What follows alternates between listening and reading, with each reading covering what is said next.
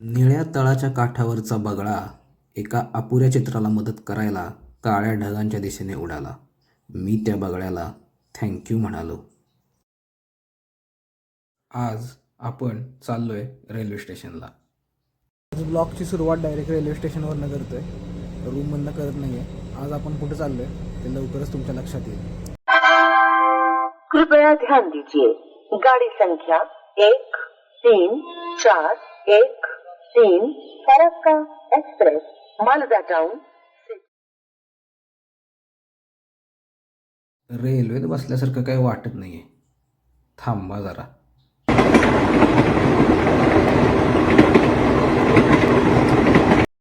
या हाईटवरनं आपण आता या हाईटवर आलोय.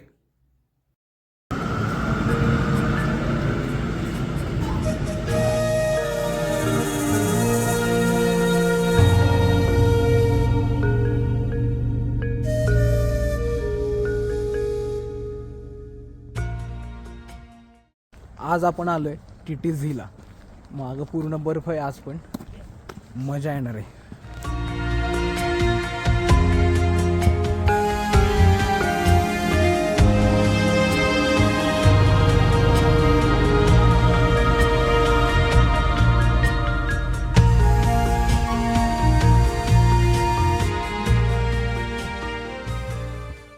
मी आज TTZ इथे आलोय.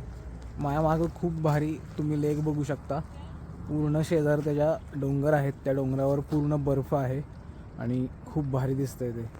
आज आपलं नशीब चांगलं आहे की तलावामध्ये तुम्हाला पाणी बघायला मिळतं, नाहीतर पूर्ण ते फ्रीज होऊन जातं. अजून थोडी थंडी वाढली की हे पाणी पूर्ण फ्रीज होऊन जाईल.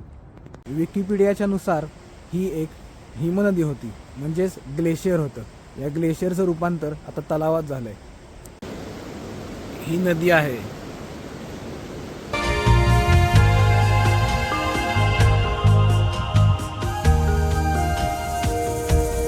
मागं जो डोंगर दिसतोय त्या डोंगरावर एक व्ह्यू पॉईंट आहे. त्या व्ह्यू पॉईंटवर मागच्या वेळी मी आलेलो तेव्हा गेलो होतो. तो व्हिडिओ तुम्हाला इथेच दाखवतो.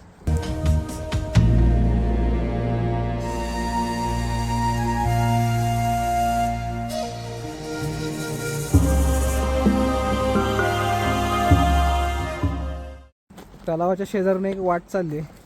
त्या वाटेवर मी चाललोय. आता पुढे काय ते बघूया. आता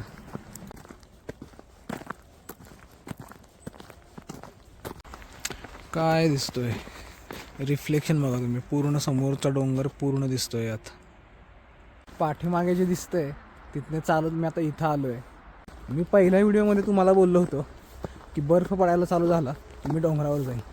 मागच्या व्हिडिओमध्ये आपण ब्लॅक फॉरेस्टमध्ये गेलो होतो. मी अजून एक गोष्ट बोललेलो की ब्लॅक फॉरेस्ट केक ओरिजिनल कसा असतो हे तुम्हाला दाखवेन. हो, आज ब्लॅक फॉरेस्ट केक खायचा आहे आपल्याला.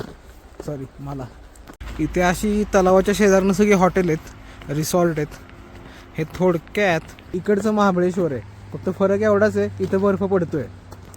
ढग एकदम खाली उतरलेत. सगळ्या डोंगरावर बर्फ आहे आणि या डोंगराच्या मध्येच हा तलाव आहे.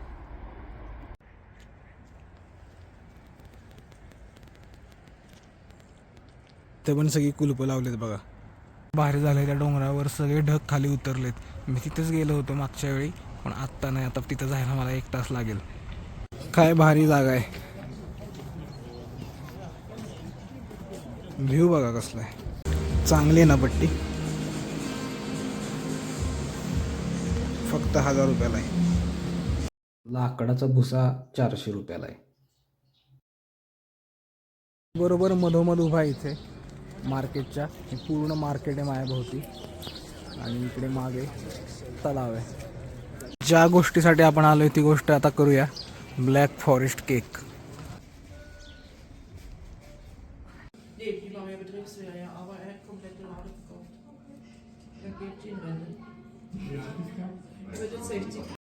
तर हा आहे ओरिजिनल ब्लॅक फॉरेस्ट केक. एवढा सॉफ्ट आहे की तो प्लेटमध्ये आडवाच ठेवायला लागतो. प्रत्येक लेअर सुरेख दिसतोय. यामध्ये हे आहे चेरी आणि चेरीची ब्रँडी. फ्लेवर आणि ॲरोमासाठी ब्रँडी वापरतात आणि केक सॉफ्ट राहावा यासाठी सुद्धा. आता मी ट्राय करतो.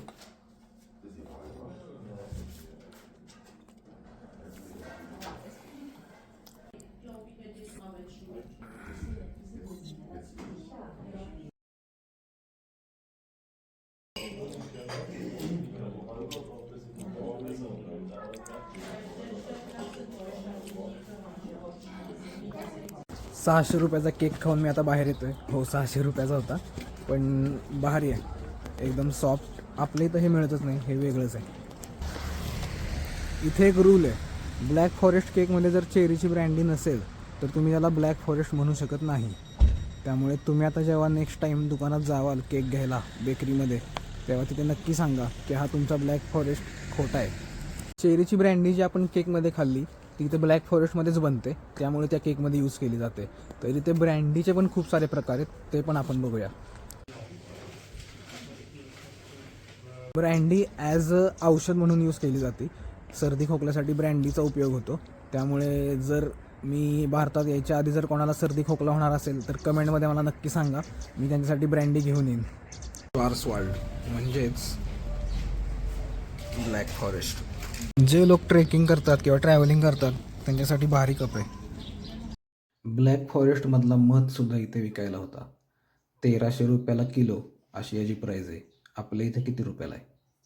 इथलं मार्केट आहे. या मार्केटमध्ये ब्लॅक फॉरेस्टमध्ये ज्या गोष्टी बनतात त्या गोष्टी इथे मिळतात. खूप भारी आयडिया लावली यांनी इथे. थंडी खूप आहे इथे, पण तुम्हाला तलाव बघतच जेवण करायचं असेल तर इथे या नक्की. ख्रिसमसची तयारी सगळीकडे चालू झाली आहे, त्याचंच हे लायटिंग केलं आहे. माझ्यापासून स्वित्झर्लंड खूप जवळ आहे. हो स्वित्झर्लंडची व्हिडिओ पण लवकरच बनवेन. पण एखाद्या गोष्टी पुढे जेव्हा स्वित्झर्लंड लागतं तेव्हा त्याची किंमत खूप वाढते. हे स्विस मेड घड्याळं आहेत सगळी. याची प्राईस म्हणजे आपण विचार पण नाही करू शकत, एवढी महाग असतील ही सगळी घड्याळं. महिला वर्गासाठी इथं कानातली, गळ्यातली सगळं आहे, पण याची किंमत एवढी महाग आहे त्यामुळं मला इथनं काही आणायला सांगू नका.